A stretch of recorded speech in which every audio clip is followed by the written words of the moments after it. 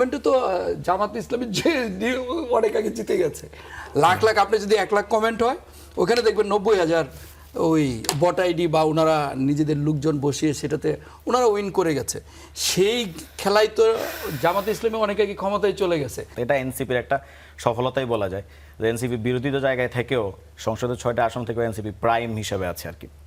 এখন ভাই যে কথাটা বললেন যে সংসদে উনি বিরোধী দলকে কথা বলতে দেখেন না সংবিধান সংস্কার পরিষদ ছাড়া, এটা কিন্তু ভাই একটা অসত্য কথা বলেছেন। 1971 সালের প্রশ্নে আপনাকে প্রকৃতভাবে বলতে হবে আপনি কোন পক্ষে দাঁড়িয়েছেন। জামাতে ইসলামী আজও বলতে চাচ্ছে যে শহীদ মিনারে ফুল দিতে 55 বছর লেগেছে, স্মৃতিসৌধে যেতে 55 বছর লেগেছে, এখনও যদি কিন্তু এগুলো বলে 71 সালকে নিয়ে, এবং যে কারণে জামাতের প্রতি মানুষের এত ধরনের মানে অভিযোগ রয়েছে।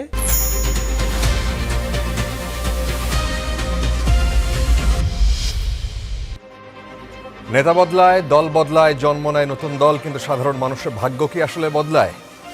আশ্বাস আর প্রতিশ্রুতির ভিড়ে আমরা খুঁজব বাস্তবতার প্রতিফলন। আমাদের কাজ প্রশ্ন করা, দেশ ও মানুষের স্বার্থে প্রশ্ন আমরা করেই যাব। থাকবে মত ও ভিন্ন মতের শ্রদ্ধা। স্টার নিউজের কড়া আলাপে আজকে আপনাদের সাথে আমি ফারাবি হাফিজ।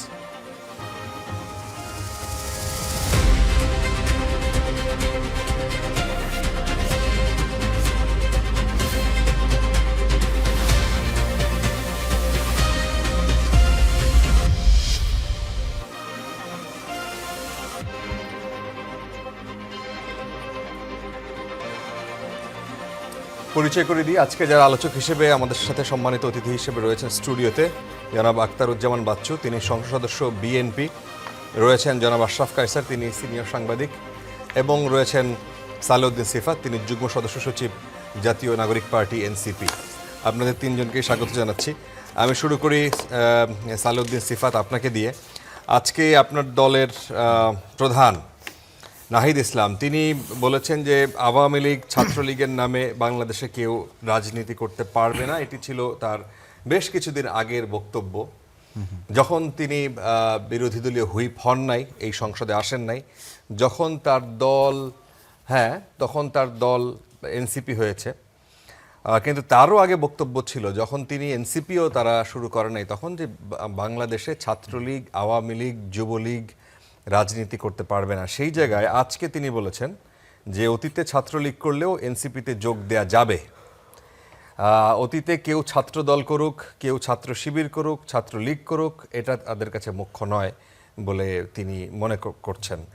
এই যে পলিটিক্যাল এক ধরনের, এটাকে কি বলবো, অনেকেই এটাকে গালির চোখে দেখেন, জানেন যে সবসময় পোল্টি দেয়া যায় রাজনীতিতে, এটা কি সেই রকম নাকি দল বড় করার একটা কৌশল আপনারা ওপেন হয়ে যাচ্ছেন আস্তে আস্তে? ধন্যবাদ আপনাকে এবং আপনার সাথে যারা যারা সমালোচক আছেন সবাইকে আমার সালাম এবং শুভেচ্ছা। এছাড়াও যারা যারা টেলিভিশনে আমাদেরকে দেখছেন সবাইকে আমার সালাম। এ ধরনের কোনো ইস্যু নেই। নাহিদ ইসলাম তার যে আগের বক্তব্য এবং এখনকার বক্তব্য দুটো, এখানে কোনো কন্ট্রাডিকশন নাই, বরং আপনি নিজে আপনার কথার মাধ্যমে সেটা বলেছেন যে নাহিদ ইসলাম বলেছে ছাত্রলীগ, তারপর যুবলীগ এবং আওয়ামী লীগ তারা তাদের নিজস্ব নামে, নিজস্ব রাজনৈতিক ধ্যান ধারণা, নিজস্ব রাজনৈতিক মতাদর্শে তারা সেই রাজনীতি করতে পারবে না, এবং এখনও কিন্তু তিনি সেম পজিশনই ব্যক্ত করেছেন। তাহলে পার্থক্যটা কোথায়? বা আজকে তিনি যেটা বললেন সেটা সারমর্ম কী? সেখানে তিনি বলেছেন যে কেউ ছাত্রলীগ করেছিল ফ্যাসিবাদী জমানায়, ফ্যাসিবাদী আমলে, আওয়ামী লীগ সময় তারা ছাত্রলীগ করেছিল, এবং পরবর্তীতে দেখা গেছে যে তারা কোনোভাবে ক্রাইমস অ্যাগেন্স্ট হিউম্যানিটি অর্থাৎ মানবতাবাদ বিরোধী অপরাধ কিংবা গণহত্যা, ফ্যাসিজমের সাথে কোনোভাবে কানেক্টেড ছিল না।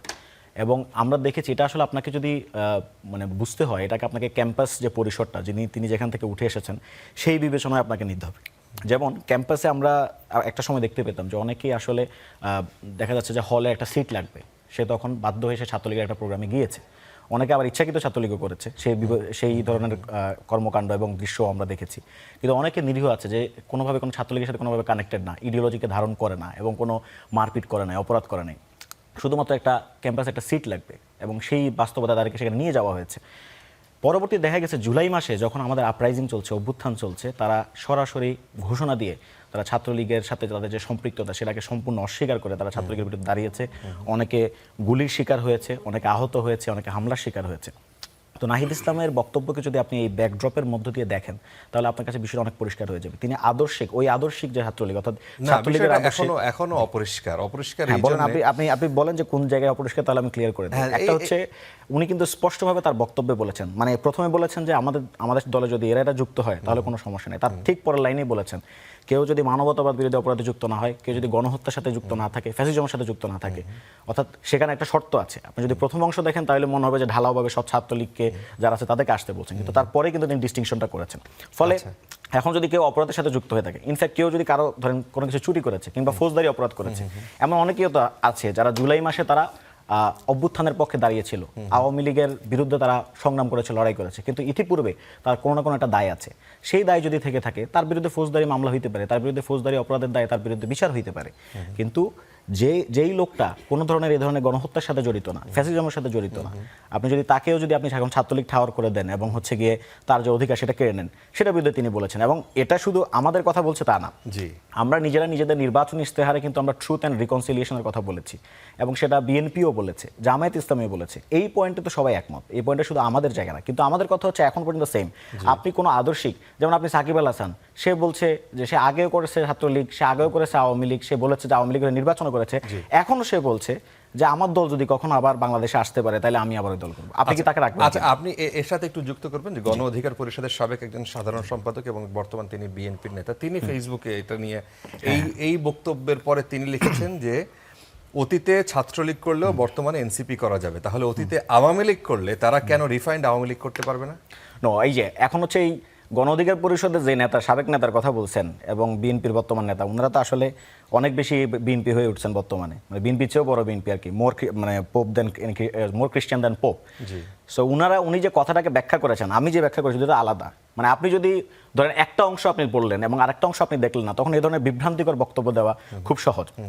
আর উনি যেই দলে আছেন সেই দলের নেতা তিনি নিজে, আমরা দেখি যে এমন সাংবাদিককেও মোবাইলে কল করে খোঁজখবর নেন, যেই সাংবাদিক জুলাই মাসের আমাদের যে অভ্যুত্থান, সেই অভ্যুত্থানকে বলেছিল যে এটা বিএনপি জামায়াতের সন্ত্রাস, বিএনপি জামায়াতের উগ্রতা চলছে, এইটা বলে যিনি ফেসবুকে স্ট্যাটাস দিয়েছেন তাকেও ফোন করে খোঁজখবর নেন। অর্থাৎ আমি এটা বলছি যে এখানে রাশেদ খান সঠিক বা কে সঠিক, কিন্তু আপনাকে ফান্ডামেন্টাল জায়গায় যেতে হবে। না, এই জায়গা সঠিক বেঠিকের প্রশ্ন না, উনি একটা প্রশ্ন তুলেছেন যে তাহলে কি যারা ইনোসেন্ট, মানে যারা ইনোসেন্ট ছাত্রলীগ তারা যুক্ত হতে পারবে এনসিপিতে, যারা ইনোসেন্ট আওয়ামী লীগের কমিটিতে ছিল তারা, তাদের ওইরকম কোনো অভিযোগ নাই, অথবা দুর্নীতির বড় করাপশনের কিংবা এরকম কোনো গণহত্যার সমর্থন কিংবা গণহত্যায় নিজে অংশগ্রহণ এরকম কিছু নাই, সেই মানুষও কি আপনাদের এনসিপিতে যুক্ত হতে পারবে? কোনো আপত্তি?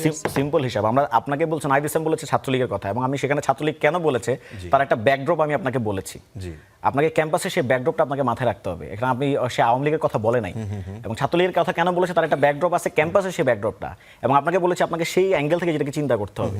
আপনি যদি ঢালাওভাবে এখন একটা চিন্তা করতে যান তাহলে এটা একটা ভিন্ন ন্যারেটিভ দাঁড়াবে, ভিন্ন মিনিং দাঁড়াবে। কিন্তু এখনো আমরা আমাদের পজিশন অটল। আচ্ছা, কেউ যদি আওয়ামী লীগের রাজনীতি এখনো করতে চায়, কেউ যদি এখনো ছাত্রলীগের রাজনীতি করতে চায়, তবে সেই ব্যাপারে আমাদের কথা থাকবে। কিন্তু যারা গণহত্যার সাথে জড়িত ছিল না, গণহত্যায় সমর্থন দেয় নাই, সেই সকলের ক্ষেত্রে অবশ্যই আমরা বলবো তাদের আগে যদি কোনো ফৌজদারি অপরাধ থাকে সেই ফৌজদারি অপরাধের বিচার করেন, নো ওয়ারিস। বাট কিন্তু তাকে আপনি এখন সে অভ্যুত্থানে আপনার পক্ষে দাঁড়াইছে, এখন তাকে আপনি ছাত্রলীগ বলে তো আবার তাকে পিটাইতে পারেন না।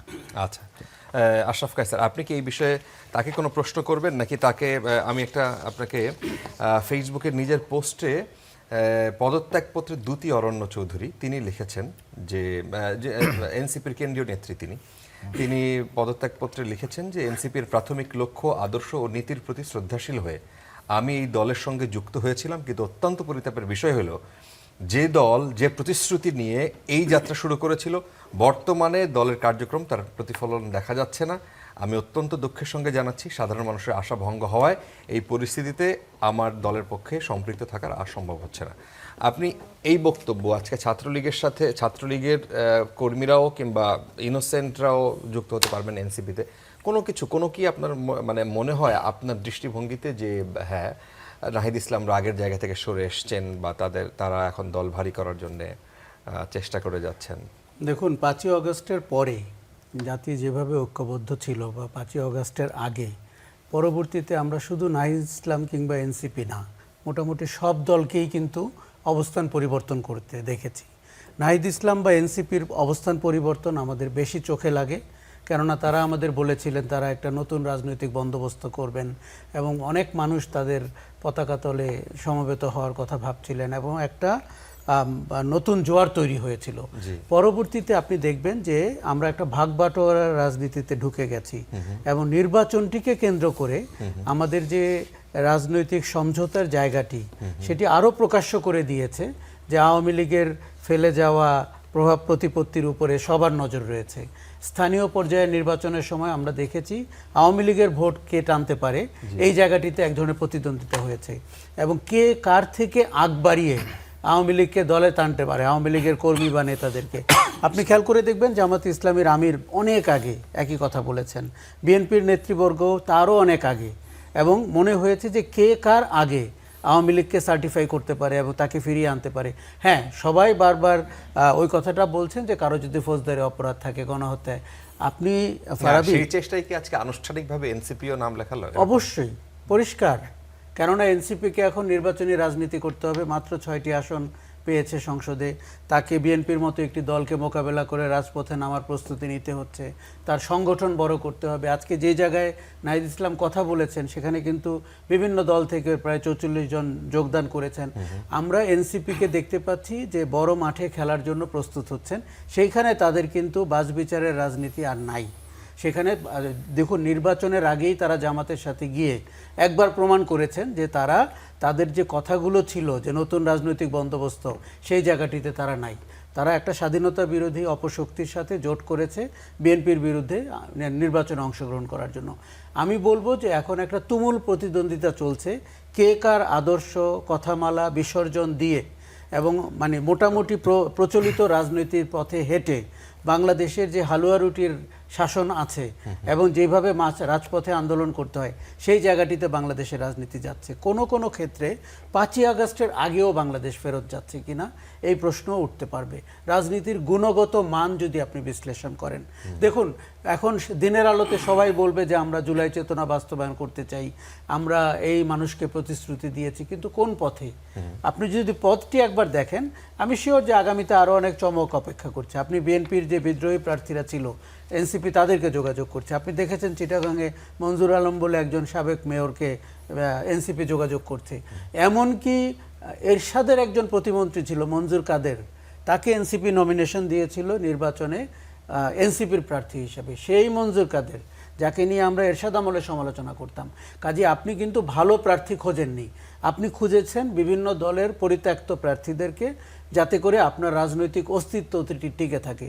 এনসিপি যদি সঠিক রাজনীতি করত, আমার ধারণা সময় লাগতো, হয়তো এই পার্লামেন্টে আপনি এনসিপির সদস্য পেতেন না, কিন্তু রাজনীতিটি নিয়ে কথা বলার মতো একটি জায়গা এনসিপি তৈরি করতে পারত।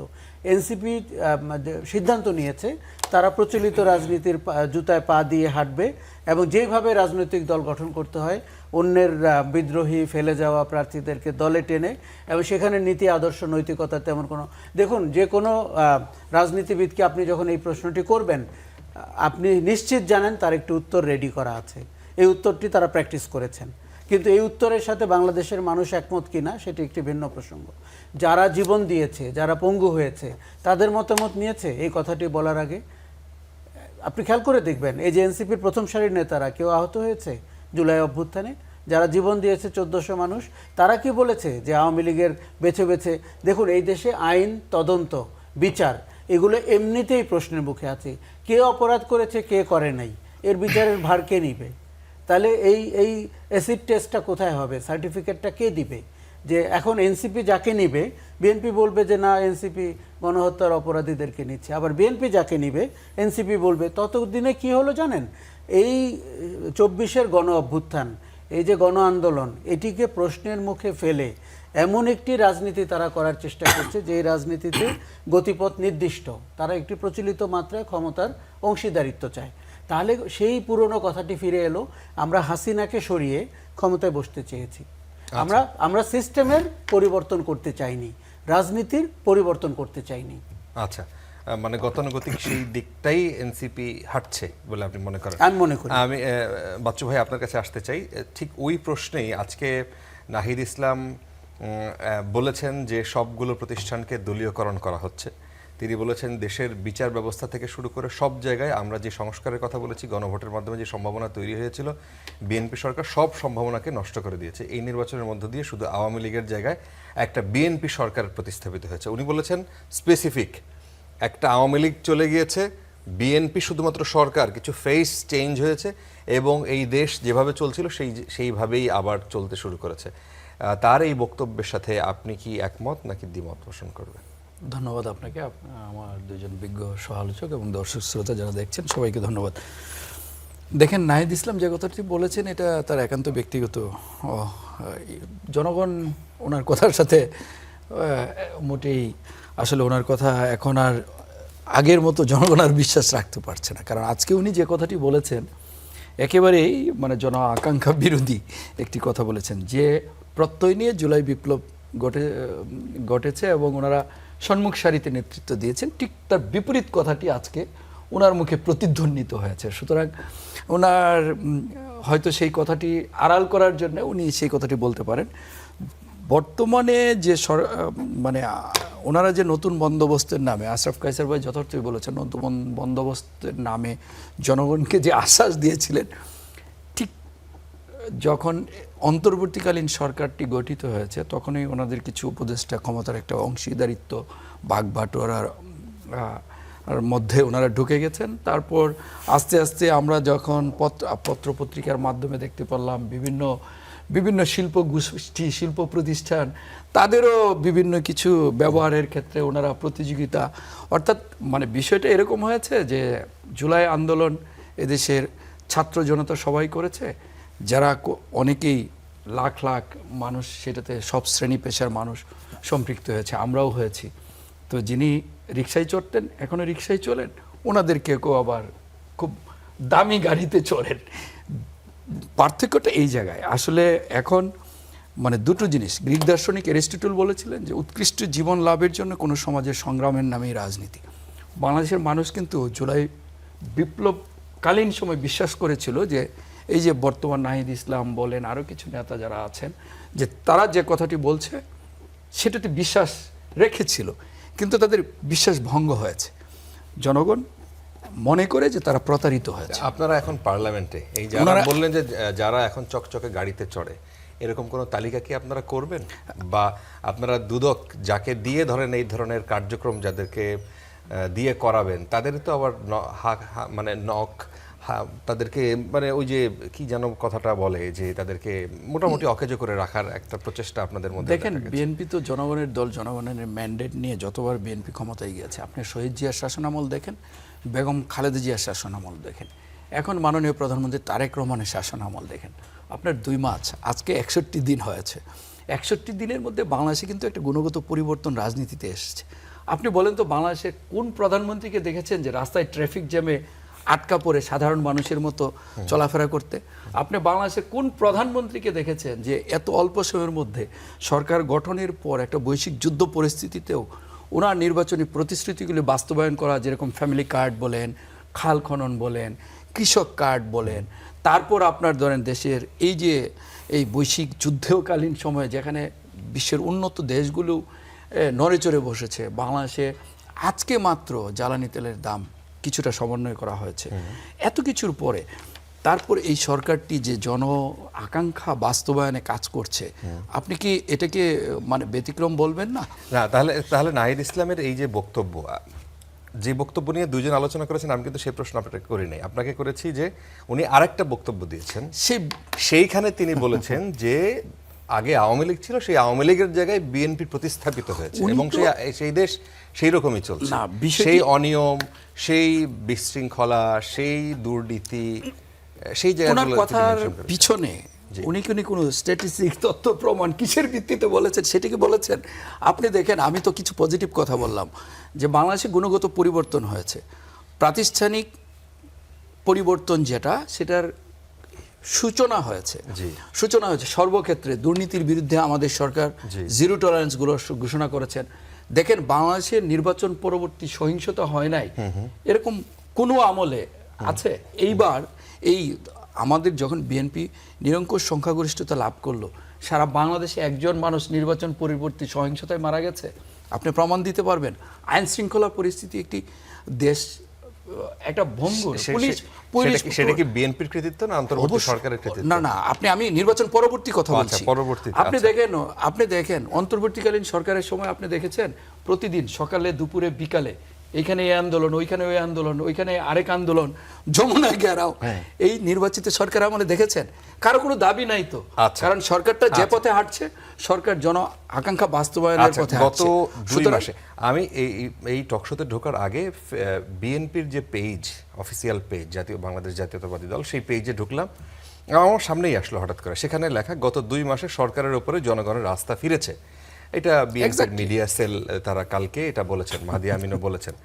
এখন সেইটা বলার পর তার নিচে যে রিয়াকশন দেখলাম পাবলিক, সেখানে 75,000 মানুষ হাহা রিয়েক্ট দিয়েছে শুনেন, এবং সেখানে 6,500 লাইক দিয়েছে আর 1,400 মানুষ সেটাকে লাভ রিয়াকশন দিয়েছে। এই 75,000 মানুষকে হাহা, এটা কি বটাইরই সবাই? আপনি দেখেন, এইটা তো আপনি যদি নির্বাচনের আগের স্ট্যাটিস্টিক্স দেখেন, আমরা যারা নির্বাচন করেছি, আমি ধরেন একজন সংসদ সদস্য নির্বাচিত হয়েছি, আমার বিরুদ্ধে যিনি প্রার্থী ছিলেন বা সারা বাংলাদেশে যত আপনি দেখেছেন, যত আপনি দেখবেন যে কমেন্টে তো জামাত ইসলামী যে অনেক আগে জিতে গেছে। লাখ আপনি যদি 1 লাখ কমেন্ট হয়, ওখানে দেখবেন 90,000 ওই বট আইডি বা ওনারা নিজেদের লোকজন বসিয়ে সেটাতে ওনারা উইন করে গেছে। সেই খেলায় তো জামাত ইসলামী অনেক আগে ক্ষমতায় চলে গেছে। কিন্তু মানে অবিশ্বাস্য হলেও সত্য যে এই কাজগুলি ওনারা খুব সুচারুভাবে করে থাকেন, করেছেন, নির্বাচন আগেও করেছেন, এখনো করছেন। কিন্তু জনগণ কিন্তু ওনাদের এই যে আপনি দেখেন, আমি যদি একটা স্ট্যাটিস্টিক্স আপনি যদি দেখেন, বাংলাদেশের কত % মানুষ এই সামাজিক যোগাযোগ মাধ্যম ব্যবহার করেন, আমাকে যারা ভোট দিয়েছেন তারা কত % মানুষ ফেসবুক ব্যবহার করে, আমি তো জিতেছি কারণ জনগণ আমাকে ভোট দিয়েছে। কারণ হলো যে ওই যে গ্রামের যে সাধারণ মানুষ, তারা কিন্তু এই যে আমরা এই যে আপনারা এই যে টকশো করছি না, আমরা প্রতিদিন কিন্তু ওই যে সংবিধান সংস্কার পরিষদ, সংবিধান ইত্যাদি নিয়ে আমরা টকশো করি। কিন্তু গ্রামের মানুষের কিন্তু ওই এইসব মানে জনগুরুত্ব তাদের কাছে এত গুরুত্ব বহন করে না, যেটা তার জীবন জীবিকার সাথে সম্পৃক্ত। কিন্তু আমরা কিন্তু দেশের জন্য তো গুরুত্ব বহন করে, দেশের জন্য গুরুত্বপূর্ণ, হ্যাঁ। কিন্তু দেশ তো মানুষকে নিয়ে, যে মানুষকে নিয়ে আপনি ওইগুলো নিয়েও আলোচনা করেন। কিন্তু আপনি যতগুলো টকশো করেছেন, আপনি দেখবেন জনগণের যেগুলি যে মানুষের সাথে সম্পৃক্ত, জনগণের জন্য জীবন ঘনিষ্ঠ এবং মানুষের আকাঙ্ক্ষা, সেগুলো নিয়ে কিন্তু আমরা কম গুরুত্ব। আপনি দেখেন যে সংসদে বিরোধী দল যখন কথা বলে, আপনি দেখবেন যে সারাক্ষণ চিল্লায় দাঁড়াচ্ছে, যেই বক্তব্য দাঁড়াবে এটা ওটা বিভিন্ন কিছু যখন দাঁড়াবে, তখন কি বলবে? তখন যায় বলবে সংবিধান সংস্কার পরিষদ, প্রতিদিনই একই কথা। কিন্তু জনগণ সেচের জন্য তার ডিজেলের কোনো সমস্যা হচ্ছে কিনা, সারের কোনো সমস্যা হচ্ছে কিনা, কৃষক তার ফসলের ন্যায্য মূল্য পাচ্ছেন কিনা, জনগণের কোনো দুর্ভোগ পোহাচ্ছে কিনা, ট্রাফিক জ্যাম বা অন্য কোনো আকাঙ্ক্ষামূলক কোনো বিষয় নিয়ে কথা বলতে আপনি কিন্তু এই 2 মাসের মধ্যে আপনি আমাকে দেখাইতে পারবেন। আচ্ছা, বুঝতে পারছেন? আচ্ছা, আমি সিফাত আপনার কাছে আবার আসতে চাই যে এই কথাটা আসলে নাহিদ ইসলাম আবার কেন বললেন যে তারা এই বিএনপির মধ্যেই তারা আওয়ামী লীগ দেখছেন কেন? এই পরিবর্তনগুলো সে প্রসঙ্গে আসতেছি। তারেক রহমানের এই যে জেস্চারের পরিবর্তন বাংলাদেশের রাজনীতিতে, এই সংস্কৃতিকে আপনি আগে দেখেছেন? উনি ট্রাফিক জ্যামের মধ্যে দাঁড়িয়ে থাকছেন, উনি যে ধরনের ড্রেস আপ এবং মানুষের কাছে যে ধরনের মেসেজ দিচ্ছেন, উনি হয়তো কথা কম বলছেন, কিন্তু উনি কালকেও আমরা দেখলাম যে বোধহয় রাত 3টা পর্যন্ত মনে হয় উনি কাজ করেছেন, 3:30। আচ্ছা, তো এই কাজগুলোকে আপনারা কি অ্যাপ্রিসিয়েট করবেন না? এখন প্রথমে একটা বিষয় হচ্ছে, এটা প্রলোভ দিয়ে শুরু করতে হবে। সেটা হচ্ছে যে এনসিপি নিয়ে যে পরিমাণ আলাপ আলোচনা হচ্ছে, সরকারের আজকে যে পরিমাণ মানে যেটা ভাই কিছুক্ষণ আগে বললেন, জনদুর্ভোগের কথা বললেন, সেগুলো নিয়ে খুব একটা আলাপ আলোচনা হচ্ছে, যেগুলো সরকার সৃষ্ট আর কি। তো এটা এনসিপির একটা সফলতাই বলা যায় যে এনসিপি বিরোধী জায়গায় থেকেও সংসদের 6টা আসন থেকেও এনসিপি প্রাইম হিসেবে আছে আর কি। এখন ভাই যে কথাটা বললেন যে সংসদে উনি বিরোধী দলকে কথা বলতে দেখেন না সংবিধান সংস্কার পরিষদ ছাড়া, এটা কিন্তু ভাই একটা অসত্য কথা বলেছেন। আজকেও কিন্তু সংসদে, বিশেষত এই যে গত পরশুদিন কার্টুন প্রচার করার দায়ে যে একজনকে গ্রেপ্তার করা হলো, ডিবি পুলিশ কর্তৃক তুলে নিয়ে যাওয়া হলো, এবং সরকারের মাননীয় চিফ হুইপের, আমি কিন্তু আপনার কথার সময় আমি ইন্টারাপ্ট করি নাই, আমাকে একটু আমাদেরকেও তো আপনারা কোট করেছেন। আচ্ছা, এখন হচ্ছে জনগুরুত্বপূর্ণ ইস্যুতে আমরা কথা বলেছি, আমরা সকল ইস্যুকেই আমরা অ্যাড্রেস করেছি। আপনাদের যদি সংবিধান, আমরা তো এই কারণে বারবার বলছি, সংবিধান সংক্রান্ত ইস্যুগুলো আপনি সংবিধান সংস্কার পরিষদ গঠন করে দেন, সেখানে সংবিধান সংস্কার নিয়ে আলাপ আলোচনা হবে, তাইলে আর সংসদে এই আলাপ হবে না এবং সংসদের এই সময়টা নষ্ট হবে না। এবং সংসদে যে জনগুরুত্বপূর্ণ বিষয় নিয়ে কথা হচ্ছে না তা না, তেল নিয়ে কথা হয়েছে, হামের টিকা নিয়ে কথা হয়েছে। ইনফ্যাক্ট আপনাদের যিনি মন্ত্রী আছেন তিনি নিজে আক্তার হোসেনকে সাধুবাদ জানিয়েছেন যে আপনি অত্যন্ত গুরুত্বপূর্ণ প্রশ্ন উত্থাপন করেছেন, যা এখন পর্যন্ত কেউ উত্থাপন করে নাই। তো ফলে এই দাবিটা অসত্য যে বিরোধী দল তারা এই বিষয়গুলো নিয়ে, জনগুরুত্বপূর্ণ ইস্যু নিয়ে কোশ্চেন করছে না বা কথা বলছে না। আচ্ছা, এখন সেকেন্ড ইস্যু হচ্ছে কেন নাহিদ ইসলাম এইসব কথাবার্তা বলেছেন যে আওয়ামী লীগের মতো হয়ে যাচ্ছে, বা কারণ আপনি আওয়ামী লীগের পদাঙ্ক অনুসরণ করছেন সিম্পলি। যেমন গত পরশুদিন আপনি একজন ছেলেকে গ্রেপ্তার করে নিয়ে গেছেন, একজন অ্যাক্টিভিস্টকে গ্রেপ্তার করে নিয়ে গেছেন, কারণ সে আপনাদের চিফ হুইপকে নিয়ে একটা কার্টুন বানিয়েছে। আপনাদের নেতাকর্মীরা বলেছে যে সে এটা একটা বিভ্রান্তিগুলো তথ্য ছড়িয়েছে। বিভ্রান্তিটা কি? বিভ্রান্তি হচ্ছে চিফ হুইপ সাহেব বলেছেন যে সাগর থেকে তিমি এবং হাঙর নিয়ে আসা হয়েছে, অথচ এই বক্তব্যটা চিফ হুইপ সাহেব নিজে সংসদে দাঁড়িয়ে বলেছিলেন। আচ্ছা, এরপরে অভিযোগ আনা হয়েছে সাইবার সুরক্ষা অধ্যাদেশের 25 এবং 27 ধারায় বলা হয়েছে তাকে চিফ হুইপ সাহেবকে নাকি ব্ল্যাকমেল করা হয়েছে। আজকে চিফ হুইপ সাহেব সেটা জবাব দিয়েছেন। জবাব দিয়ে উনি বলতে পারলেন না যে ওনাকে কিভাবে ব্ল্যাকমেল করা হয়েছে বা ব্ল্যাকমেল কে করেছে সেটাও তিনি জানেন না। তার মানে তিনি ডিফেন্স করলেন, অর্থাৎ এই যে আটক আদেশ, অবৈধ আটক আদেশ, সেটা ডিফেন্স করলেন। অথচ সাইবার সুরক্ষা অধ্যাদেশে এটা বলা আছে যে কাউকে যদি ব্যক্তিগতভাবে আপনি ব্ল্যাকমেইল করেন তাহলে যে ব্যক্তি অ্যাগ্রিভড আছে, যার গ্রিভিয়েন্স আছে, সেই মামলা করবে, সেই এটা অভিযোগ দায়ের করবে।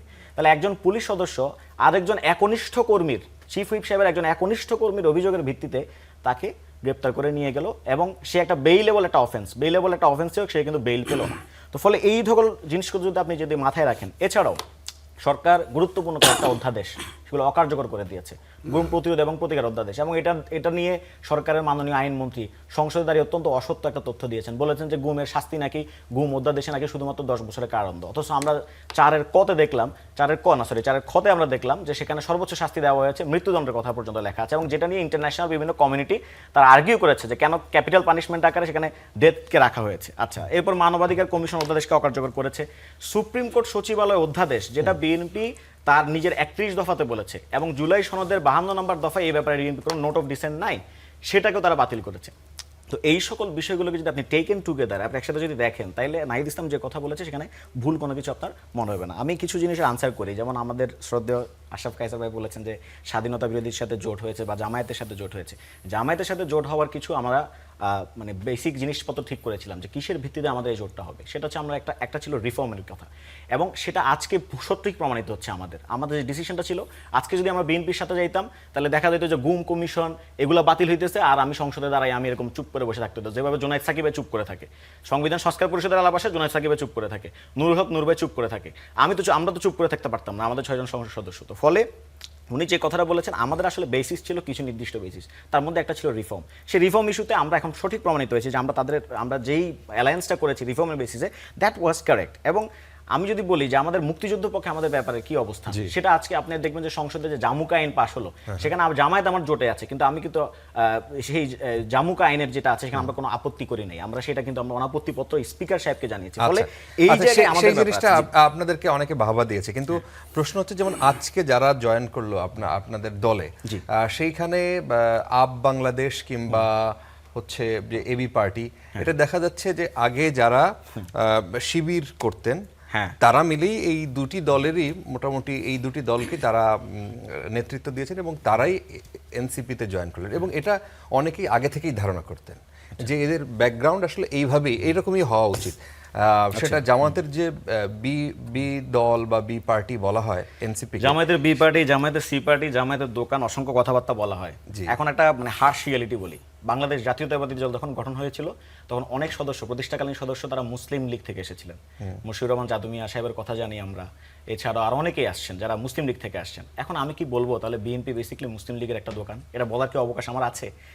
যেই লোকটা তার রাজনৈতিক আদর্শটাকে, তারা আগের যদি রাজনৈতিক কোনো আদর্শ থাকে সেটাকে তারা এনকার করে দিয়ে নতুন একটা রাজনৈতিক আদর্শ যারা গ্রহণ করে থাকে, আপনি যদি তাকেও তার পুরনো রাজনৈতিক আদর্শের জন্য তাকে যদি আপনি ধরতে থাকেন, তাহলে তো আপনি এটা নেভার এন্ডিং এনিমি তৈরি করলেন।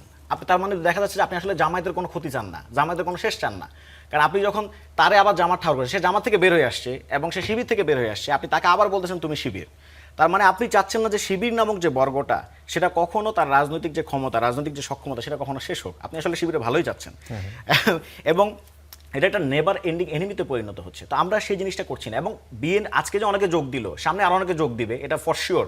এবং সামনে একটা বড়সড় অ্যালায়েন্স হবে, যারা আমাদের পার্টি থেকে যারা সেন্ট্রাল লেফট বা লেফট অংশটা বের হয়ে চলে গেছে, তাদের সাথে হয়তো আমাদের জোট না হলেও একটা কাইন্ড অফ একটা অ্যালায়েন্স তৈরি হতে পারে, বোঝাপড়ার জায়গা বা ডায়ালগের জায়গা ওপেন হতে পারে। এবং সেটার জন্য থ্যাঙ্কস টু বিএনপি। না, সেই জায়গায় কি আপনারা anti reform position, anti reform পজিশনের কারণে আপনারা কি এই জায়গায় বলবেন যে যারা ওই যে আপনি বললেন যে মধ্য বামপন্থী অথবা বাম ধারার যারা ছিলেন তারা বের হয়ে গেছেন এবং যাচ্ছেন, তো সেইটা কি তাদের শকিং একটা জায়গা না যে তারা যেভাবে ভেবেছিল? আমাদের জন্য না, আমাদের এখানে তাদের বিষয় না। এখানে হচ্ছে আমরা তো সবসময় আমাদের যে মতামতটা, আমরা সবসময় নিজেদেরকে মধ্যপন্থী হিসেবে পরিচয় দিয়ে আসছি। এখন সেখানে কেউ যদি যুক্ত হইতে চায়, এখন আমাদের দলে তো ধরেন আরো অনেকেই আছে যারা দলের পক্ষে হয়ে সে পার্টি তো আছে, কমিটি তো আছে, আবার টকশোতে গিয়ে বা বিভিন্ন সভা সেমিনারে গিয়ে দলের কোনো একটা আদর্শ নিয়ে বা পলিসি নিয়ে কথা বলছে। সো আমাদের ওই জায়গাটা একটা ফ্লুইড একটা নেচারটা আছে। কেউ যদি দলে আসতে চায় তার জন্য আমরা সবসময় ওয়েলকাম। আমাদের জন্য এই পথটা কিন্তু মানে বন্ধ করা নাই। আর আরেকটা লাস্ট যেটা ভাই বলেছেন ভাগ বাটোয়ারার কথা, সেটা একটা আনসার দিয়ে যায় যে ভাগ বাটোয়ারা করেছে এনসিপি বা এটা। আপনার সরকারের মাননীয় পররাষ্ট্রমন্ত্রী হচ্ছেন আমাদের জাতীয় নিরাপত্তা উপদেষ্টা ছিলেন অন্তর্বর্তীকালীন সরকারের আমলে। অন্তর্বর্তীকালীন সরকারের আমলে যিনি অ্যাটর্নি জেনারেল ছিলেন তিনি আপনাদের আইনমন্ত্রী। অন্তর্বর্তীকালীন সরকারের আমলে বিডার চেয়ারম্যান হিসাবে যাকে উড়িয়ে নিয়ে আসা হয়েছিল বলে আপনারা আগে দাবি করেছিলেন, তিনি কিন্তু এখনো বিডার চেয়ারম্যান হিসাবে আপনাদের এখানে আছেন। আপনাদের সরকারের একজন প্রতিমন্ত্রী জনাব শাহে আলম ওই দিন সংসদে দাঁড়িয়ে অত্যন্ত উচ্ছ্বসিত ভঙ্গিতে ভুলক্রমে হোক শুদ্ধক্রমে হোক বলে ফেলেছেন যে ট্রফি হিসাবে, জুলাই অভ্যুত্থানের ট্রফি হিসাবে তারেক রহমানের কাছ থেকে নাকি ডক্টর ইউনূস সাহেব নির্বাচনের তারিখ নিয়ে এসেছিলেন। এত কিছুর পরেও ভাগ বাটোয়ারা কিভাবে এনসিপি করলো এই জিনিসটা আসলে আমার ঠিক মাথায় ধরছে না। জনগণ আসলে হয়তো বুঝে দিতে পারবে যে ভাগ বাটোয়ারা আসলে কি এনসিপি করেছে, দল হিসেবে কি এনসিপি মনে করে যে যারা ছিলেন সরকারে, বিশেষ করে আসিফ মাহমুদের কথা কিংবা মাহফুজ আলমের কথা, তারা আসলে করাপশনের সাথে যুক্ত ছিল কিনা? কিসের সাথে? করাপশনের সাথে যুক্ত ছিল কিনা? করাপশনের সাথে যদি কেউ যুক্ত থাকে, আপনাদের এখানে দুদক আছে, স্বাধীন একটা প্রতিষ্ঠান তৈরি করেন আপনি তো সেই ওই গতানুগতিক ধারার ধরেন রাজনীতিবিদদের মতোই একটা অভিযোগ উড়িয়ে দিলেন। আপনারা কি দল হিসেবে কোনো স্ক্রুটিনি বা কোনো তদন্ত কমিটি করার দল হিসেবে কিভাবে স্ক্রুটিনি করবে? মানে আপনি ধরেন আপনি যদি দুর্নীতির দায়ে কারো বিরুদ্ধে অভিযোগ আসে, মানে বড় কোনো অভিযোগ বা সেটার কোনো টেনজিবল কোনো একটা এভিডেন্স থাকে, এই ধরনের কোনো কিছু হইলে তো আমরা অনেকের বিরুদ্ধে ব্যবস্থা নিয়েছি, যারা পরবর্তীতে দুদক তাদেরকে সার্টিফাই করেছে এই ধরনের কোনো কিছু নাই, কিংবা পরবর্তীতে তারা আদালত থেকে সার্টিফিকেশন নিয়ে এসেছে তারা এই ধরনের কিছুতে নাই। এই ধরনের ঘটনা উল্টা ঘটেছে। আচ্ছা, আপনার যদি এই ধরনের কোনো ইস্যুস থাকে আপনি আমাকে বলেন। আমি তো কোর্ট না যে আমি বসে তারা ধরে বিচার করবো, এই আসিফ মাহমুদ তুমি এদিকে আসো, তোমার 10 বছর কারাদণ্ড, এটাকে আমি করবো নাকি? আচ্ছা, আশরাফ কায়সার, অনেকগুলো বিষয় আসছে, আপনি এই বিষয়ে কোনো মন্তব্য করতে চান কিনা? দেখুন, রাজনীতিবিদদের একটা সুবিধা হচ্ছে তারা সুবিধা মতো সব কিছুর একটা সরলীকরণ করার চেষ্টা করে। কারণ সে কঠিন পথে উত্তর দিতে বা কঠিন পথে হাঁটতে তার জন্য বিব্রতকর হয়। একটি রাজনৈতিক দলের আদর্শ কি হতে পারে? রিফর্ম, শুধু সংস্কার। ধরে নেন আপনি সংস্কার বাস্তবায়ন হয়ে গেল, এরপরে এই রাজনৈতিক দলটির আদর্শ কি? 24কে নিয়ে সবচেয়ে বেশি বিতর্ক হয়েছে যে 24 দিয়ে 71কে প্রতিস্থাপন করার চেষ্টা হচ্ছে কিনা, এবং আমরা গভীর হতাশার সাথে লক্ষ্য করেছি সেই চেষ্টা হয়েছে। 71-এর পরাজিত শক্তি যারা মানবতা বিরোধী অপরাধ করেছে, নারী ধর্ষণ করেছে, মুক্তিযোদ্ধাদের হত্যা করেছে, তারা 24-এর আড়ালে 71-এর তাদের মানে কলঙ্কিত ইতিহাসকে নিয়ে জবাবদিহি না করার একটি পন্থা অবলম্বন করেছে। কাজেই এনসিপির রাজনৈতিক আদর্শে সংস্কারের কারণেই জামাতের সাথে চলে গেছি, 71 নিয়ে আর কোনো আলোচনা হবে না, এটি ছেলে ভুলানো ছড়া হতে পারবে, এটি রাজনীতি হতে পারবে না। বাংলাদেশে রাজনীতি করতে হলে 1971 সালের প্রশ্নে আপনাকে প্রকৃতভাবে বলতে হবে আপনি কোন পক্ষে দাঁড়িয়েছেন। জামাতে ইসলামী আজও বলতে চাচ্ছে যে শহীদ মিনারে ফুল দিতে 55 বছর লেগেছে, স্মৃতিসৌধে যেতে 55 বছর লেগেছে, এখনও যদি কিন্তু এগুলো বলে 71 সালকে নিয়ে, এবং যেই কারণে জামাতের প্রতি মানুষের এত ধরনের মানে অভিযোগ রয়েছে, এবং তাদের মানে কি বলবো, মানে তারা যেন রাজনীতিতে শক্তিশালী না হয়, যেটি বাংলাদেশ রাষ্ট্রের জন্য দুর্ভাগ্যের কারণ হবে। এখন এনসিপির মতো তরুণ দল যারা নাকি 24 ঘটাতে পেরেছে, আমি দেখতে পাচ্ছি 5ই অগাস্টের পর থেকে পরিবর্তিত চেহারা এই তরুণদের। তাদের কেউ প্যারিস হিলটনের মতো সাদা কাপড় পরেন, হাঁস 300 ফিটে না পেলে ওয়েস্টার্নে চলে যান, বড় গাড়িতে চড়েন, যিনি হয়তো এক প্লেটে ভাগ করে খেতেন। আমার কাছে কিন্তু এক প্লেটে ভাগ করে খাওয়াটাই সৌন্দর্য মনে হচ্ছে। পরেরটা মনে হয়নি। আচ্ছা, ওই দল যদি বিএনপি বা জামাতের ব্যাপারে তো নাই, তারা তো জোটসঙ্গী, বিএনপির মানে অভ্যন্তরীণ অনাচার নিয়ে কথা বলতে চায়, তাদের নিজেদের দলের অনাচার নিয়ে তারা কোনো তদন্ত করেছে? তাদের যে 3 জন উপদেষ্টা ছিল, দেখুন না, উত্তর তো দিল যে তারা তো কোর্ট না। না তারা তো তাহলে তো বিএনপিরও কোনো বিএনপি যে শোনেন, বিএনপি 18 মাসে যেই লোকগুলোকে বরখাস্ত করেছে, ক্ষমতাচ্যুত করেছে, ওটা কি কোর্ট ছিল বিএনপির? কিন্তু তখন তো আমরা সোচ্চার হয়েছিলাম যে কেন 4000 লোককে করলো, কেন 40,000 লোককে করলো। আমি একটু শেষ করি, যেহেতু অনেকগুলো কথা বলেছি একটু বলে নেই আপনাকে। শোনেন, এইখানে আপনি রাজনীতি করতে এসছেন এবং হাসিনার মতো একটি অপশক্তিকে উৎখাত করা হয়েছে। বাংলাদেশের মানুষ নতুন রাজনীতির গন্ধ পেতে চেয়েছিল। নতুন রাজনীতি কিন্তু কঠিন। এখানে জামাতের মতো দল, বিএনপির মতো দল এবং পালিয়ে যাওয়া আওয়ামী লীগ, তার ভেতরে আপনি একটি নতুন রাজনৈতিক শক্তি হবেন। আমি কিন্তু একেবারেই বলছি না এটি খুব সহজ পথ, কিন্তু তাদের পেছনে তো মানুষের সমর্থন ছিল এবং এই মানুষ তো রাজনৈতিক দলের ডাকে রাস্তায় নামেনি, এমনকি বিএনপির ডাকেও কিন্তু মানুষ রাস্তায় নামেনি। কারণ কি, ওই সময়ে হাসিনা সরকারের যে শক্তিমত্তা, সেটি রাজনৈতিক দলের একার পক্ষে সম্ভব ছিল না, লেটস বি অনেস্ট। কাজেই আমরা যেটি শোনেন, প্রতারিত হলো কে? প্রতারিত হলো বাংলাদেশের জনগণ, এই তরুণদেরকে বিশ্বাস করে। তারপরে যখন দেখলো স্বাধীনতা বিরোধীদের সাথে, আপনি কি 24-এর পরাজয়টি একবার টের পেয়েছেন? জামাতি ইসলামীর পুরো রাজনৈতিক ইতিহাসে সবচেয়ে বড় অর্জন হচ্ছে গণ অভ্যুত্থানের তরুণদেরকে তার জোটসঙ্গী করতে পারা, এবং আবার 2-4 জন মুক্তিযোদ্ধাও যারা একেবারে পরিণত বয়সে এসে ভীমরতির শিকার হলেন। কাজেই আমরা এই নির্বাচনের আগে যে নাটকটি দেখতে পেলাম, এখন তার দ্বিতীয় পর্ব রচিত হচ্ছে। দ্বিতীয় পর্ব হচ্ছে আরও যদি কিছু থেকে থাকে জুলাইয়ের মধ্যে, সেটি আমরা কি করে পেতে পারি। দেখুন, এখানে সংখ্যাটি কিন্তু কয়েকজনের, এবং এর পেছনে কিন্তু আমি ব্যাপক কোনো সমাবেশ দেখছি না। এবার বলি, যদি এতই কনভিন্সিং হতো জামাতের সাথে যাওয়া, যে আমরা ঠিক বুঝেছিলাম যে বিএনপির সাথে গেলে সংস্কার হবে না, তাহলে এই যে নারী নেত্রীরা একযোগে পদত্যাগ করলেন কেন? তারা সংস্কার চাননি? অবশ্যই তারা সংস্কার চেয়েছেন। যেভাবে তারা জামাতের সাথে নির্বাচনে জোট করেছেন, আপনি একবার খোঁজ নিয়ে দেখুন তো, প্রচলিত রাজনৈতিক দলের মতো করে করা ছাড়া তারা আর কোনো ভিন্ন পথ অবলম্বন করেছে? কিসের নতুন রাজনীতি?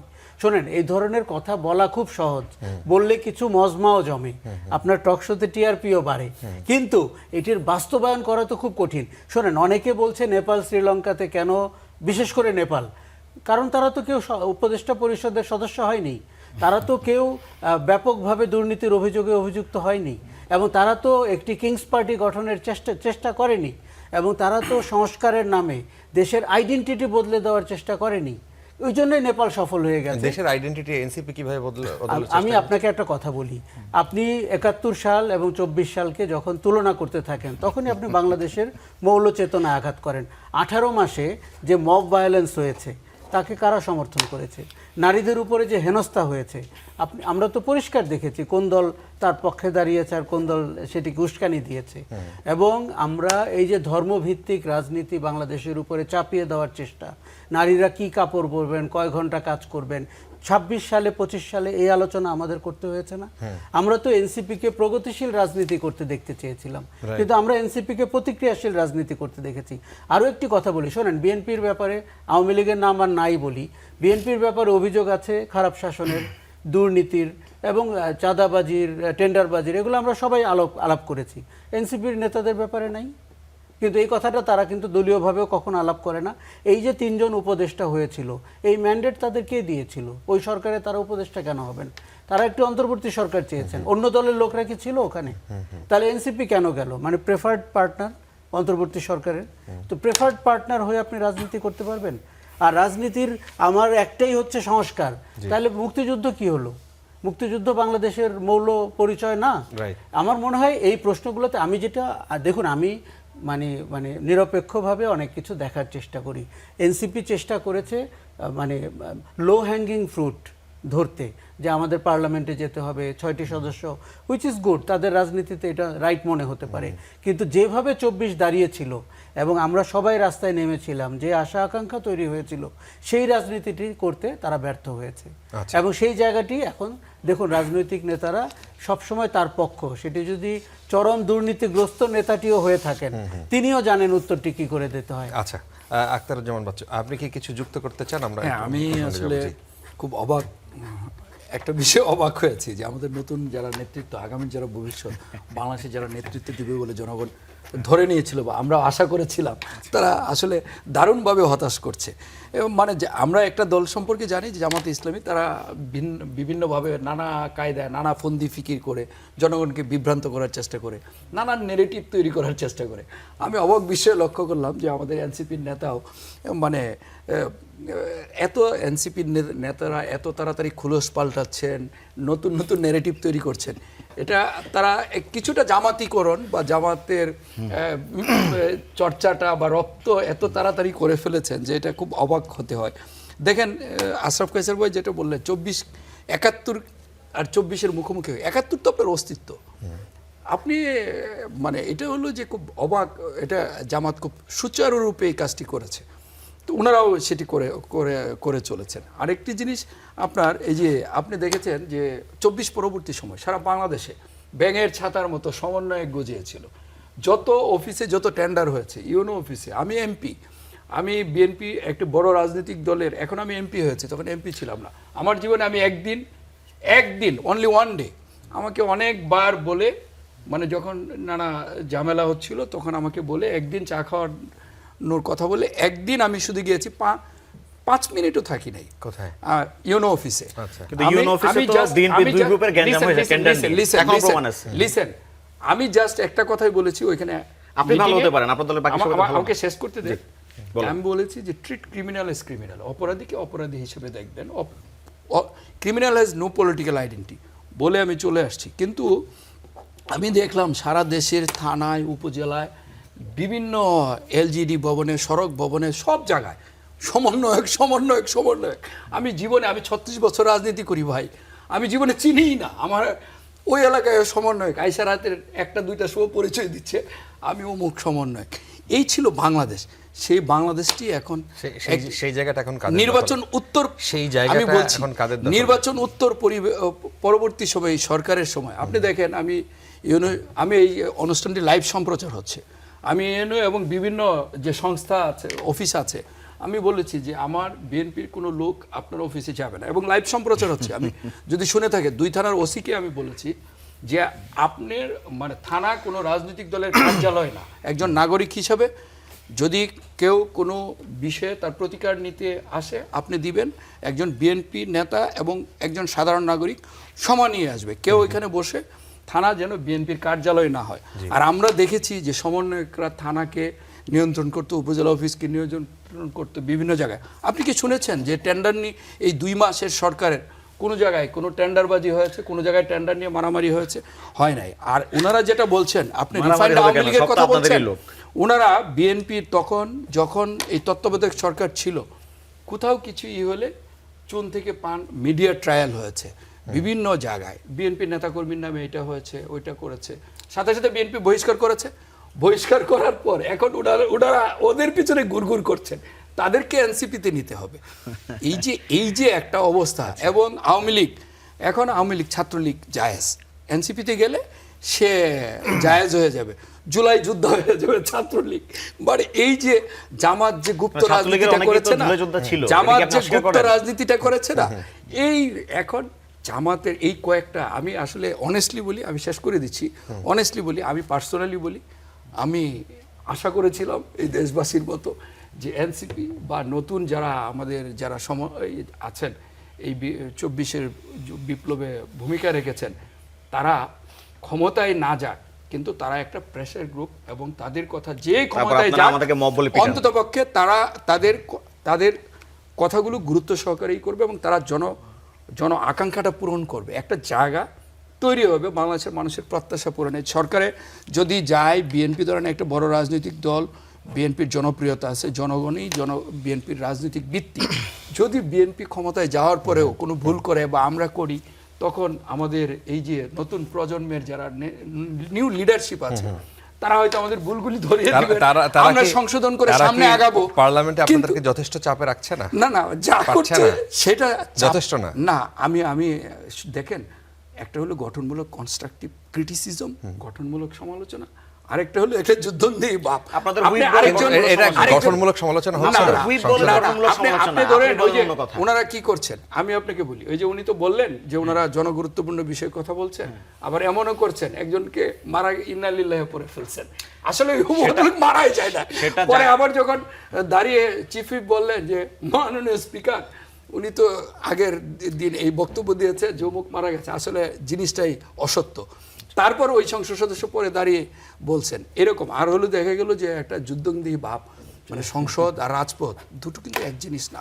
সংসদে আপনি রাজপথের কারণে আপনারা জনগুরুত্বপূর্ণ সংসদে গেছেন, নাহলে সংসদে বিষয় যেতে নিয়ে পারতেন। কথা বলবেন, জন আকাঙ্ক্ষা পূরণের কথা বলবেন, এলাকার আপনি আইনগত বিষয় নিয়ে কথা বলবেন, এলাকার মানুষের সমস্যা নিয়ে এতগুলো কথা বলবেন। অধ্যাদেশ নিয়ে কথা বলতেছে, কিন্তু এরপর আমরা আইনগত আপনার বিষয় নিয়ে আমরা কথা বলবো। অবাক বিষয়ে লক্ষ্য হায় করলাম খোদা। যে ওনারা একটি পার্টির যে পার্টিটাতে ওনারা বিলীন হয়ে যেতে চলেছেন ওই পার্টির এজেন্ডা বাস্তবায়ন করছেন। এনসিপি যে একটা আলাদা প্ল্যাটফর্ম, জুলাইয়ে তাদের একটা ভূমিকা আছে, জনগণের একটা প্রত্যাশা তাদেরকে ঘিরে তৈরি হয়েছে, সেটা কিন্তু এখন আর নাই। এখন এনসিপি, আমার একটু কথা- জামাত, শিবির, আচ্ছা। ছাত্রলীগ, যুবলীগ সবকিছুর একটা প্ল্যাটফর্ম ছাত্রদলও আসতেছে, অপেক্ষা করেন। এবং ওনারা ছাত্রদলও ইনভাইট আসতেছে। করছেন ছাত্রদল, যুবদল সবাইকে সবাইকে ইভেন আপনি বহিষ্কার যারা হয়েছে বিএনপিতে ধরেন, আপনি উনি যখন এনসিপি করছেন তখন যখন তত্ত্বাবধায়ক সরকার ছিল বলছে যে উমুক চাঁদাবাজি করছে, ওরা বহিষ্কার করছে, এখন আবার ওনাকে উনি ডেকে একটু প্রমাণ দেখান আপনি, আচ্ছা, প্রমাণ দেখান। আচ্ছা, অপ্রমাণ ছাড়া কথা বলা ঠিক না। সিফাত, আপনি আপনার বক্তব্য দিতে জি, পারেন। আমি আমাদের তো হাতে আসলে সময় একদম সময়- কম, যদিও আমরা অন্য প্রসঙ্গে কথা বলতে চেয়েছিলাম, কিন্তু মনে হয় সুযোগ নেই আজকে। বলেন। না না, সমসাময়িক তো অনেকগুলো বিষয় আজকে আছে। আপনার তেলের, আপনার ওই যে জ্বালানি তেলের যে ভীষণ সংকট, মানুষজন যে লাইনের ওটা পর নিয়ে লাইন আলোচনায় ধরে- না না না, আলোচনা করতে আলোচনা চেয়েছিলাম, যে আমরা হচ্ছে না, সাবজেক্টও এটাই রেখেছিলাম। বলতেছি যে আলোচনা কেন না, না, হচ্ছে কিন্তু না। ওটা করা উচিত। দিস ইজ দ্য কোয়েশ্চেন, আলোচনা কেন আলোচনা হচ্ছে না? চলবে। আপনার টক শোতে এখানে এখন আলোচনা হওয়া উচিত ছিল যে জ্বালানি তেলের সরকার, ইকবাল মাহমুদ টুকু সাহেব বলেন জ্বালানি তেলের কোনো ঘাটতি নাই, কোনো সরবরাহের কোনো সমস্যা নাই, কিচ্ছু নাই। আমাদের লোকজন আপনার এখানে স্টুডিওতে আসার পথে আমি দেখতেছি 1 কিলোমিটার 2 কিলোমিটার দীর্ঘ লম্বা লাইন ধরে জনগণ দাঁড়ায় আছে, তাই না? এখন আবার নতুন করে জ্বালানি তেলের দাম বৃদ্ধি করা হয়েছে। ঠিক আছে, বৈশ্বিক পরিস্থিতি খারাপ হইতে পারে, মানুষকে বলতে হবে, কিন্তু আপনি মানুষজনের কাছে সত্য কথা বলেন, জনগণের কাছে সত্য কথা বলেন, মিথ্যা কথা বলেন কেন? জ্বালানি তেলে যদি সংকট থাকে সেটা আপনি স্বীকার করেন, সেটা কিন্তু তারা স্বীকার করে না। আজকে এই বিষয়টা নিয়ে এখানে আলাপ আলোচনা হওয়া উচিত ছিল। আজকে আরেকটা যুগান্তরের নতুন একটা প্রতিবেদন এসেছে, খুবই অনুসন্ধানী প্রতিবেদন, যে মাজারে যে হামলাটা হয়েছে কিছুদিন আগে কুষ্টিয়াতে এবং একজন পীরকে যে হত্যা করা হয়েছে, সেখানে ছাত্র দলের নাম এসেছে এবং স্পষ্ট আকারে কারা কারা জড়িত ছিল। যেই ভিডিওটা ভাইরাল হয়েছে সেই ভিডিওটাও একজন ছাত্রদল কর্মীর করা। সেটা নিয়ে কিন্তু আজকে আপনারা এখানে আলোচনা করেন নাই, অথচ আপনাদের আলোচনা হওয়া উচিত ছিল এগুলো নিয়ে। এবং আর একটা কথা ইম্পর্টেন্ট, আমি বলে শেষ করে দিই। ভাই কিছুক্ষণ আগে বলেছিলেন যে বিএনপি, আমরা যেহেতু জামায়াতের সাথে যুক্ত হয়েছি তাই পলিটিক্যাল যে আইডেন্টিটি, সেটা বাংলাদেশের যে আইডেন্টিটি সেটা ক্রাইসিসে পড়েছে। আমি আসলে এটা বুঝতে পারছি না, কারণ বিএনপি জামায়াতের যে দীর্ঘ জোট, তাইলে কি বিএনপিও কি বাংলাদেশের যে আইডেন্টিটি সেটাকে কি তারা কোশ্চেন করেছিল কখনো? দেখেন, আমি শেষ করি, আমি শেষ করি না, আমাকে শেষ করতে দেন, আমি তো আপনার কথা শুনে এটা পড়ে নাই। 19 আমরা বারবার বলেছি যে আমরা সময়ের আমাদের যে আদর্শটা সেটা হয়তো আমরা খুব বেশি ফ্রেম করতে পারি না, যতক্ষণ পর্যন্ত আমরা ফ্রেম করতে পেরেছি। আমরা 47-এর কথা বলেছি, 71-এর কথা বলেছি, 24-এর কথা বলেছি, কিন্তু আমরা কোনো কথা বললেই খালি বলা হয় যে 71-কে ভুলিয়ে দেওয়া হচ্ছে। আমাদের জেনজি প্রজন্ম তারা প্রতিরক্ষা সরঞ্জাম নিয়ে কথা বলেছে, যে প্রতিরক্ষা সরঞ্জাম অনুন্নত কেন সেটা নিয়ে কথা বলেছে। সেটাকে কিছু লোক বলেছে দেখেন এরা বোধহয় 71-কে ভুলিয়ে দেওয়ার চেষ্টা করছে। জামুকা আইনে আমরা জোট থাকার সত্ত্বেও আমরা অনাপত্তিপত্র দিলাম, এরপরও বলা হচ্ছে আমরা নাকি 71-কে ভুলিয়ে দেওয়ার চেষ্টা করছি। এবং আমরা আপনাকে জানিয়ে রাখি যে 28 ফেব্রুয়ারি যখন আমরা প্রতিষ্ঠা করলাম আমাদের পার্টি, তারপরে আমাদের প্রথম কাজ ছিল আমরা স্মৃতিসৌধে গিয়ে আমরা ফুল দিয়ে এসেছিলাম, মুক্তিযোদ্ধাদের প্রতি আমাদের সম্মান প্রদর্শন করেছিলাম। এরপরেও নাকি আমরা হচ্ছে 71 সালকে আমরা ভুলিয়ে দিতে চাচ্ছি। এখন যেটা মনে হচ্ছে টাইম মেশিনে গিয়ে আমরা যদি 1971 সালে গিয়ে মুক্তিযুদ্ধও করতাম তাইলেও বোধহয় আমাদের উপরে দায় আসতো যে আমরা বাংলাদেশের মুক্তিযোদ্ধাকে ভুলিয়ে দেওয়ার চেষ্টা করছি। ভাই খুব সুন্দরভাবে ন্যারেট করলেন, ন্যারেটিভ নাকি আমরা ছড়াই, উনি খুব সুন্দরভাবে ন্যারেট করলেন যে আওয়ামী লীগকে, ছাত্রলীগকে আমরা হচ্ছে পুনর্বাসন করতেছি বা এরকম করতেছি। আচ্ছা ভাই, আপনার আইনমন্ত্রী আসাদুজ্জামান সাহেব উনি ওনার এলাকায় গিয়ে নির্বাচনের সময় কি বলেছিলেন? উনি ওনার এলাকায় নির্বাচনে বলেছেন আই কোট, আওয়ামী লীগকে ব্যান করার জন্য একটা রিট করা হয়েছিল, সেই রিটটাকে আটকে দেওয়ার জন্য আমি চেষ্টা করেছি, কারণ আওয়ামী লীগ একটা আদর্শের নাম। এটা আইনমন্ত্রী আসাদুজ্জামান সাহেব বলেছেন, আপনি এখন ইউটিউব করে সার্চ করে দেখে নেন। আপনার এলজিআরডি মন্ত্রী মির্জা ফখরুল ইসলাম আলমগীর সাহেব তিনি বলেছেন তার নির্বাচনী জনসভায় যে শেখ হাসিনা, হাইকোর্ট, শেখ হাসিনা দেশে থাকলে একটা গণতান্ত্রিক ব্যবস্থা থাকতো। উনি এটা বলেছেন, এখনো আছে, আপনি খুঁজে দেখেন। তাহলে আপনাদের যে নেতা, আমাদের তো ধরেন আমরা ছোট বাচ্চা কাচ্চা, আমাদেরকে আপনারা গুরুত্ব দিলেন না। আপনারা যারা তো বর্ষিয়ান রাজনীতিবিদ, এক একজনের বয়স ধরেন অনেক বেশি হয়ে গেছে, অনেক বর্ষ ধরে আপনারা রাজনীতি করছেন, আপনারা যে আওয়ামী লীগ সম্পর্কে এই কথাগুলো বলেন, এই তথ্যগুলো দিলেন, এগুলো নিয়ে আপনারা কি বলবেন? তাহলে কি আপনারা কি রিকনসাইল করতে চাচ্ছেন? না, আমি শেষ করি আপনারা শেষ করি। আচ্ছা হ্যাঁ, ওই কাউন্সিলর, এই যে আপনি একটা মিথ্যা তথ্য দিচ্ছেন, আপনি কিন্তু বারবার মিথ্যা তথ্য দিচ্ছেন বড় ভাই, আপনি বারবার মিথ্যা তথ্য দিচ্ছেন। আপনি যার ব্যাপারে বলছেন, আপনি আওয়ামী লীগের কাউন্সিলরদেরকে নিয়ে পুনর্বাসনের চেষ্টা করেন সেটাকে বলেন, নাম বলেন, আপনি নাম বলেন, আপনি প্রমাণ দেন। ঢাকা এবং গাজীপুরের যত আওয়ামী লীগের কাউন্সিলর আমি কিন্তু আপনাকে যারা প্রত্যেকটা পলাতক ছিল এবং যাদেরকে তাদের আমাকে কথা বলতে দেন, আমি আপনার প্রত্যেকটা পয়েন্ট প্রমাণ সহকারে বলেছি, কে বলেছে তার নাম বলেছি, কোথায় বলেছে তার সেই প্লেসের নাম বলেছি, কখন বলেছে সেটাও বলেছি। আপনি আমাকে প্রমাণ দেন, প্রমাণ দিলে আমি এটা মেনে নিব, কোনো সমস্যা নাই। আচ্ছা, মব ভায়োলেন্সের ব্যাপারে যদি কথা বলা হয়, যে মব ভায়োলেন্স যখন হয়েছিল, যেমন আপনি অন্তর্বর্তীকালীন সরকারের সময় রাজবাড়িতে একটা মব ভায়োলেন্স হয়েছে, সেখানেও একজন পীরের লাশকে পুড়িয়ে ফেলা হয়েছিল। সেখানে যারা এই মব ভায়োলেন্স নীতি দিয়েছিল সেটার নাম ছিল ঈমান আকীদা রক্ষা কমিটি। সেই ঈমান আকীদা রক্ষা কমিটিতে both BNP and Jamaat they jointly participated. আপনি আমার কথাই কিন্তু বারবার কাউন্টার দিচ্ছেন। আমি চাইলে বলতে পারতাম দে মানে একদম জয়েন্টলি এটাতে পার্টিসিপেট করেছে।